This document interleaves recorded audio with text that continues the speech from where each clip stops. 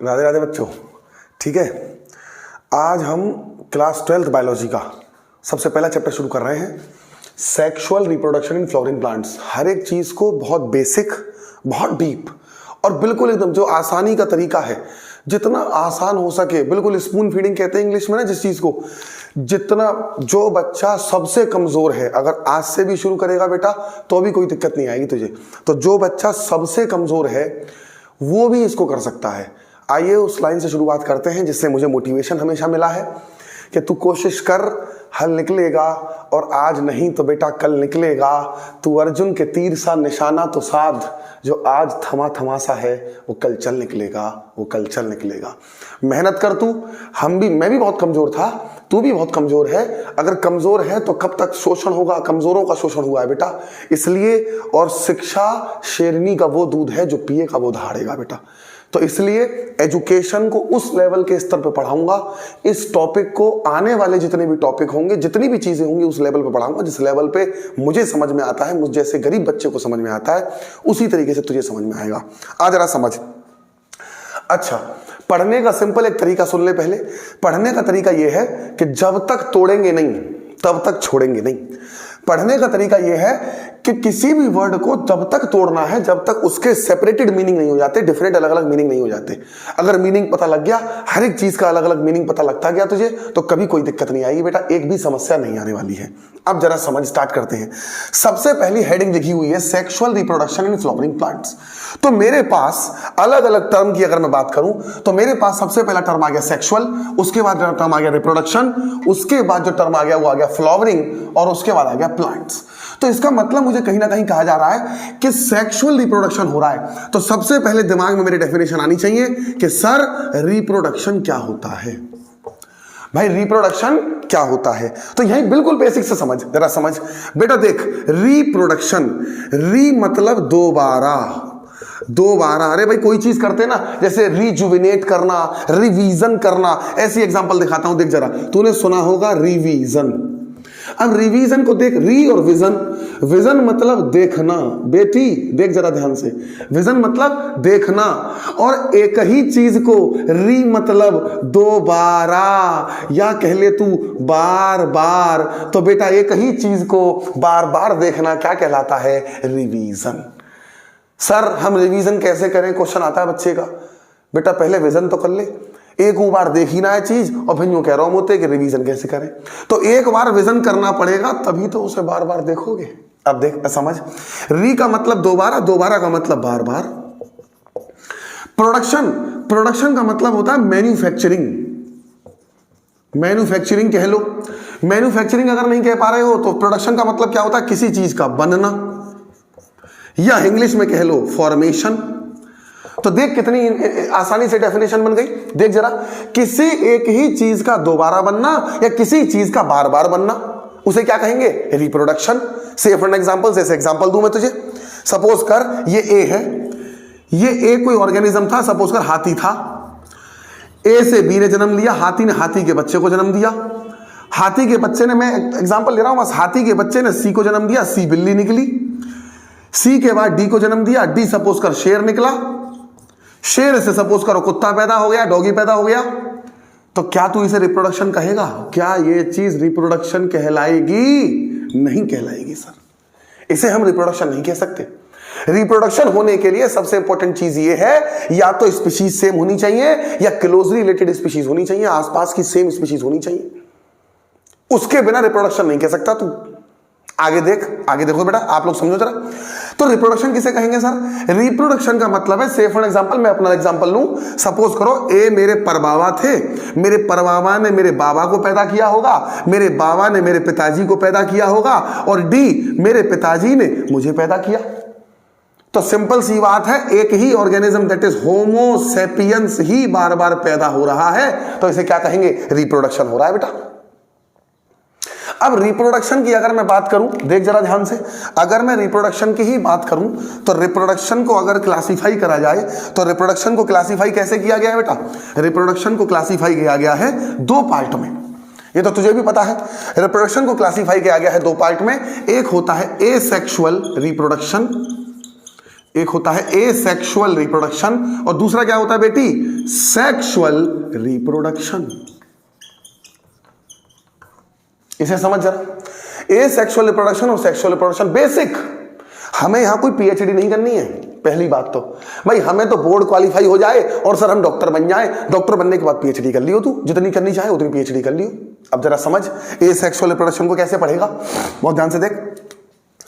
Asexual, ए मतलब होता है एब्सेंस, और एब्सेंस का मतलब क्या है, सेक्सुअल मतलब एब्सेंस ऑफ सेक्सुअलिटी। मतलब सेक्सुअलिटी मतलब जेंडर। अरे भाई कहते हैं ना तुम्हारा सेक्स क्या है, मेल है फीमेल है, मतलब इसका मतलब देखियो, अगर तू यही बेसिक चीज समझ गया ना बेटी तो आप लोगों को समस्या नहीं आने वाली। देख जरा, एक बच्चा 6ठी क्लास का बच्चा कैसे पढ़ रहा है, देख जरा भाई। ए मतलब एब्सेंस, सेक्सुअल मतलब सेक्सुअलिटी, तो एब्सेंस ऑफ सेक्सुअलिटी और सेक्सुअल, जैसे हम कहते हैं कि भैया फॉर्म वगैरह भरते हो आप लोग, कहीं लिखते हो तो क्या लिखते हो कि इसका सेक्स क्या है, तो या तो मैं मेल होऊंगा या फीमेल होऊंगा या ट्रांसजेंडर होऊंगा, है नहीं है, सिंपल सी बात। तो सिंपल सी बात है, सेक्सुअलिटी को क्या डिफाइन कर रहा है, जेंडर। अब जेंडर में 2 जेंडर आते हैं हमारे पास, या तो मेल या फीमेल, और कोई भी मेल और फीमेल किसकी हेल्प से होता है, मेल और फीमेल होता है उसके रिप्रोडक्टिव ऑर्गन्स की वजह से। अगर उसके अंदर मेल रिप्रोडक्टिव ऑर्गन्स हैं तो वो मेल होगा, अगर उसके अंदर फीमेल रिप्रोडक्टिव ऑर्गन्स हैं तो वो फीमेल होगा। भाई इतनी बात क्लियर हुई? हाँ सर इतनी बात क्लियर हो गई। तो ये मेल और ये फीमेल। तो देख यहां से क्या लिखा हुआ है, ऐसा रिप्रोडक्शन जिसमें सेक्सुअलिटी इन्वॉल्व ना हो, जिसमें मेल और फीमेल इन्वॉल्व ना होते हो, मतलब ऐसा रिप्रोडक्शन जिसमें ना नर है, ना मादा है, ना मेल है, ना फीमेल है। इस टाइप के रिप्रोडक्शन को क्या बोलते हैं, एसेक्सुअल रिप्रोडक्शन। वहीं पर दूसरा तरफ देख, सेक्सुअल मतलब अभी बताया मैंने सेक्सुअलिटी, और सेक्सुअलिटी को आप लिख सकते हो क्या बेटा, जेंडर। तो सिंपल सी बात है, जेंडर है 2, एक है बेटी मेल, एक है बेटी फीमेल। तो सिंपल सी बात है, ऐसा रिप्रोडक्शन जिसमें मेल भी हो और फीमेल रिप्रोडक्टिव ऑर्गन भी कम्युलेटिव फॉर्म में अपना प्रभाव दिखाते हो, या मेल और फीमेल दोनों ही अपना इन्वॉल्वमेंट शो करते हो, उसे क्या कहेंगे, सेक्सुअल रिप्रोडक्शन। इतनी बात क्लियर हो गई? अब मैं थोड़ा आगे बढ़ता हूं, जरा समझियो, क्योंकि हेडिंग समझ गया एक बार में तो तुझे कोई दिक्कत नहीं आएगी। अब जरा समझ आगे।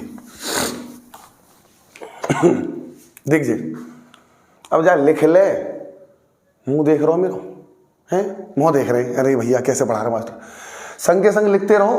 हम यहाँ नोट्स बनवाए जाएंगे, इतने बड़े बालक तो है यार, तुम कैसी बात कर रहे हो। चलो अब देख आगे, हाँ। तो अगर मैं सपोज करूं, अब बच्चे का क्वेश्चन आता है कि सर रिप्रोडक्शन की डेफिनेशन बता दो। 11-12 के बच्चे की बड़ी एक समस्या यह है कि डेफिनेशन में मर जाएगा कि सर डेफिनेशन बता दो। डेफिनेशन से एक अच्छा शब्द देता हूं बेटा तुझे मैं, डेफिनेशन से भी बेहतरीन शब्द है हमारे पास इंट्रोडक्शन। तू कहीं भी अब इंट्रोडक्शन लिखेगा ना, मैं इंट्रोडक्शन और डेफिनेशन में फर्क बताता हूं। से फॉर एग्जाम्पल भैया मेरा नाम है सचिन शर्मा, सचिन गौतम नाम है मेरा। अब तुमने कहा कि डिफाइन सचिन गौतम, तो सचिन गौतम को तुम डिफाइन कर दोगे कि हाँ भाई 6 फीट हाइट है मास्टर की, ये रंग है, आंखों का रंग ऐसा है, चश्मा लगाते हैं, बाल ऐसे, फलाना ऐसा, ठिकाना ऐसा, इतनी बात आप बोल दोगे। तो डिफाइन करने में क्या करा, तुम्हें फुल स्टॉप लगा दिया कि हाँ सचिन ऐसा है। डिफाइन का मतलब है कि तुमने फुल स्टॉप लगा दिया, उसके आगे तुम पढ़ नहीं सकते। लेकिन वहीं पर अगर तुम किसी चीज को इंट्रोडक्शन दे रहे हो, जैसे यूपीएससी का इंटरव्यू होता है, कहीं आप जाते हो, क्लास में भी आपको अगर एएसएल चल रहे होंगे इंग्लिश और के हिंदी वगैरह के, तो उसमें आपका इंट्रोडक्शन पूछा गया, बेटा इंट्रोड्यूस योरसेल्फ। तो आप अपने बारे में अभी बेसिक जानकारी बता रहे हैं, इसका मतलब है कि अभी आपने बेसिक जानकारियां दी हैं।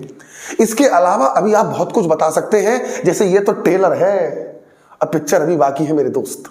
ये उसी प्रकार से पूरा सिस्टम है इंट्रोडक्शन का। तो आज से ध्यान रखना, किसी भी चीज की डेफिनेशन नहीं, उसका इंट्रोडक्शन पढ़ेंगे। अब रिप्रोडक्शन का इंट्रोडक्शन या कह लो डेफिनेशन क्या होगी, बहुत ध्यान से समझना। मैं तुझे बिल्कुल छोटे बच्चे की तरह, बच्चे कहते हैं सर डेफिनेशन लिखनी नहीं आती हमें, सर हमसे डेफिनेशन नहीं लिखी जाती। यार कैसे नहीं लिखी जाती यार, मैं लिखवा रहा हूं बिल्कुल सामने, देख तेरे सामने की बात है। रिप्रोडक्शन को लिखने का तरीका समझ। रिप्रोडक्शन मतलब है किसी चीज का बनना, किसी चीज का बार बार बनना। अब सिंपल सी बात है, कोई चीज बन रही है, सेफ, जैसे एग्जांपल लो, मुझसे मेरा सुपुत्र या सुपुत्री, मेरा बेटा या मेरी बेटी बनेगी। मैं अपने पिताजी से बना हूं, तो कहीं ना कहीं मेरे पिताजी ने अपने ही जैसा ऑर्गेनिज्म बनाया है। भाई कहीं ना कहीं मेरे पिताजी ने अपना ही जैसा ऑर्गेनिज्म बनाया है, मेरे दादाजी ने भी मेरे पिताजी बनाए तो अपना ही जैसा ऑर्गेनिज्म बनाया। ऐसा तो है नहीं कि दादाजी ने बिल्ली पैदा करी, बिल्ली से मेरे पिताजी पैदा हुए, ऐसा तो हुआ नहीं होगा। तो दादाजी से पिताजी हुए, पिताजी से मैं हुआ, और मैं भी भविष्य में अगर सही रहा तो मैं भी किसी को पैदा करूंगा बेटा। तो ये तो जनरेशन बाई जनरेशन चल रही है, मतलब सेम ऑर्गेनिज्म डेवलप हो रहा है। कौन बार बार डेवलप हो रहा है? Same organism. तो रिप्रोडक्शन की डेफिनेशन देख। अच्छा एक बात बता, हम यहां क्या पढ़ रहे हैं बेटा? तू बता मुझे, आप लोग बताइए हमें कि हम क्या पढ़ रहे हैं? बायोलॉजी। अब बायो का मतलब क्या होता है? लिविंग। तो भाई सिंपल सी बात है बेटा, मैं यहां पे लिविंग की बात करने आया हूं। तुम ये सोचो कि सर ये और वो, मैं यहां किसकी बात करने आया हूं? लिविंग की। तो लिविंग की बात करेंगे हम। अब जरा देख रिप्रोडक्शन को कैसे डिफाइन करना है, कैसे इंट्रोडक्शन लिखना है। Reproduction, it is a biological process.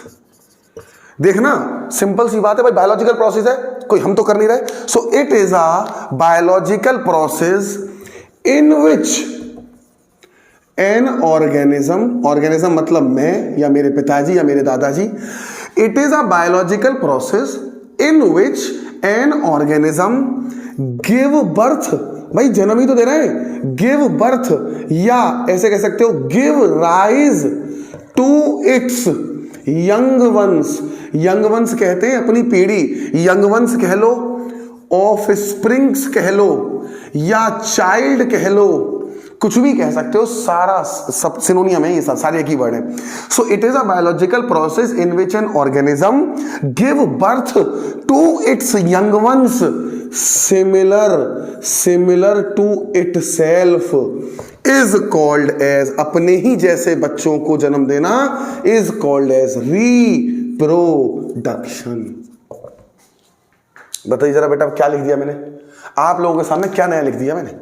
भाई it is a biological process in which an organism give birth to its young ones similar to itself. एक ऑर्गेनिज्म अपने ही जैसे ऑर्गेनिज्म को जन्म दे रहा है, ये क्या कहलाता है? रिप्रोडक्शन कहलाता है। बच्चे रटते हैं ऐसे, जा रट रहे हैं, जा कहा है भाई रट बेगू, कहा है या मैं रट बेगू? अब देख जरा जरा समझ, आगे देख।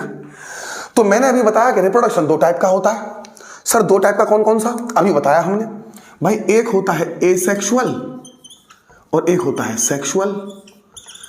अगर तू एसेक्सुअल रिप्रोडक्शन को डिफाइन करना चाहे, अगर तू एसेक्सुअल रिप्रोडक्शन को डिफाइन करेगा तो देखिए बेटी कैसे करेंगे आप डिफाइन, आप लोग कैसे करेंगे define? Same, asexual reproduction is defined as a biological process in which an organism give birth to its young ones similar to itself. एक लाइन जुड़ जाएगी यहां पर, ध्यान रखना, यहां क्या जुड़ेगी? Without formation and fusion of gametes. अब ये नई टर्म आ गई सर, गैमीट्स क्या होते हैं? भाई गैमीट्स कौन? जैसे अगर ह्यूमन की बात करूं तो ह्यूमन में मेल में स्पर्म और फीमेल में ओवम। मतलब ये कहना चाह रहा है एसेक्सुअल रिप्रोडक्शन में, तुम ध्यान से समझो, एसेक्सुअल का मतलब क्या बताया था मैंने? ए मतलब एब्सेंस, सेक्सुअल मतलब सेक्सुअलिटी। भाई मैं हूं, मैं मेल हूं, कोई बराबर में महिला खड़ी है, ये रही फीमेल, सपोज कर, मैं मेल ये फीमेल। अब भैया मैं मेल इसलिए हूं क्योंकि मेरे अंदर मेल रिप्रोडक्टिव ऑर्गन्स है, टेस्टिस और पेनिस। इसके अंदर फीमेल रिप्रोडक्टिव ऑर्गन है, कौन कौन से? यूट्रस, वजाइना और सर्विक्स, ओवरी। इसलिए ये फीमेल है और मैं मेल हूं। मैं मेल एक और की वजह से हूं भाई, सिंपल सी बात है, अगर मेरे अंदर टेस्टिस हैं तो टेस्टिस के अंदर मेरे अंदर मेल गैमीट बन रहा होगा, और ये फीमेल इसलिए है क्योंकि इसके अंदर फीमेल गैमीट बन रहा होगा। मेरे अंदर मेल गैमीट बन रहा है, इसके अंदर फीमेल गैमीट बन रहा है, तो हम दोनों क्या हो गए? मैं मेल इसलिए हूं, ये फीमेल इसलिए है। अब मैंने क्या कहा? एसेक्सुअल रिप्रोडक्शन ऐसा रिप्रोडक्शन होता है जिसके अंदर सेक्स नहीं होते, मतलब जेंडर नहीं होते, ना मेल होता ना फीमेल होता। अब सपोज कर दिमाग में, जब लड़का लड़की है ही नहीं, जब लड़का लड़की ही नहीं है तो मिलेंगे कहां से?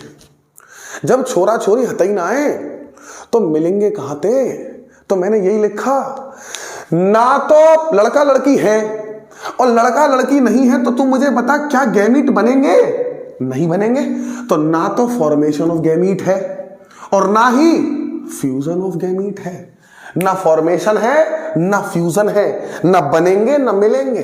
तो जब ना बनेंगे ना मिलेंगे तो सर होता कैसे है, एसेक्सुअल रिप्रोडक्शन में इन्वॉल्व होता है सिंगल पेरेंट। कौन इन्वॉल्व होता है बेटा, सिंगल पेरेंट।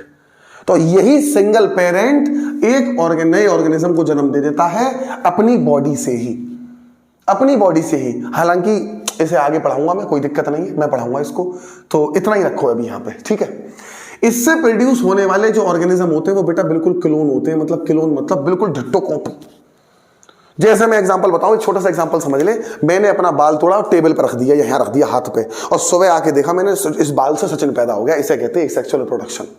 ऐसे कैसे कैसे है जाओ होता, नहीं साइंटिस्ट ना बनना, डॉक्टर बनना, यहाँ समझ रहा, आगे है सेक्सुअल रिप्रोडक्शन।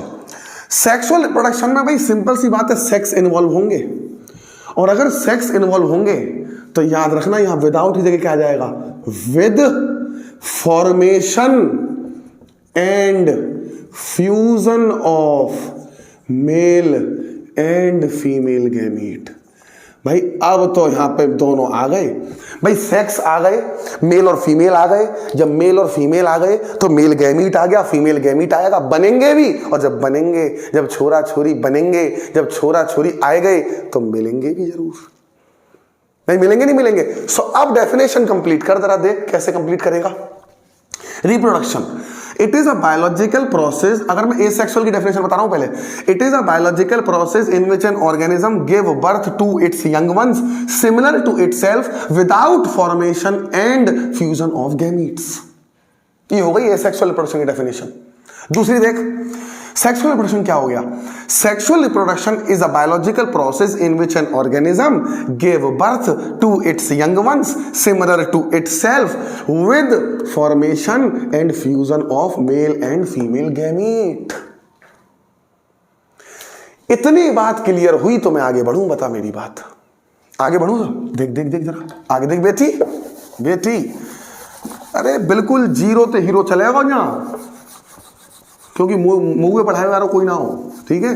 ये सुना कि मुंह बहुत पढ़ावे वाले निकले, मैं हूं ऐसी कर करके सीखूं। देख जरा, तो सर यहां से पता लग गया सेक्सुअल रिप्रोडक्शन का मतलब है it is a biological process in which an organism give birth to its young ones similar to itself with formation and fusion of gametes. तो सर ये सेक्सुअल रिप्रोडक्शन हो किस में रहा है, फ्लावरिंग प्लांट्स। फ्लावरिंग मतलब फूल देने वाले, क्या देने वाले बेटा, फूल देने वाले प्लांट्स। अब दिमाग आया बच्चे का, पुराने दर्द हैं उखड़ेंगे, पुराने दर्द बड़ा दर्द देते। आजा, क्लास 11th में तूने एक चैप्टर पढ़ा होगा बेटी, प्लांट किंगडम। आप लोगों ने पढ़ा नहीं पढ़ा है प्लांट किंगडम। प्लांट किंगडम की अगर शुरुआत होती है तो आपने पढ़ा होगा सबसे पहले थैलोफाइटा। अरे देख, थैलो मतलब थैला, फाइटा मतलब प्लांट। ऐसा प्लांट जिसकी बॉडी थैले जैसी होती हो उसे क्या कहते हैं, थैलोफाइटा, जिसमें आती थी एल्गी, पढ़ी होंगी आपने। थैलोफाइटा के बाद जल्दी से बता कौन आते थे, ब्रायोफाइटा। अरे bryophyta amphibians of plant kingdom कहते थे इनको। उसके बाद आते थे बेटी टेरिडोफाइटा, टेरिडोफाइटा। और उसके बाद बेटी जिम्नोस्पर्म, जिम्नोस्पर्म। और लास्ट में आते थे बेटिया एंजियोस्पर्म। क्या आते थे, एंजियोस्पर्म। जिम्नोस्पर्म और एंजियोस्पर्म में एक ही डिफरेंस था कि जिम्नोस्पर्म के अंदर क्या था, ये थे जो फ्लावर देते थे, जबकि जिम्नोस्पर्म कभी भी फ्लावर नहीं देते। यही डिफरेंस है। तो यही है फ्लावर देने वाले प्लांट, एंजियोस्पर्म। अल्टीमेटली इस चैप्टर में हम जिसके बारे में पढ़ने जा रहे हैं वो कहानी है एंजियोस्पर्म की। आपके आसपास बहुत सारे एंजियोस्पर्म देखने को मिल जाएंगे आपको। सर हम कैसे पहचानेंगे एंजियोस्पर्म और जिम्नोस्पर्म?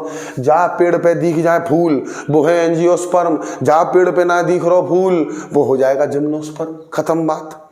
तुम गेट में घुसे, स्कूल वगैरह में तुम देखा होगा साइकस के प्लांट लगे रहते हैं, जिम्नोस्पर्म में कभी फूल नहीं आता उस पर। लेकिन अगर तुम बात करो बहुत सारे, जैसे तुम बात करो आम की, मैंगो की, अरे भैया मैंगो पे फूल आता है नहीं आता है? आता है सर। अगर तुम बात करो मटर की, अरे पी पे आता है नहीं आता है? अरे सर आता है। अरे तुम बात करो अगर केला की, तो सर आता है नहीं आता है? आता है सर। और तुम बात करो अगर पपीता की, पपाया की, तो आता है नहीं आता है? सर भैया इन पे ही फूल आता है। ये सब क्या है?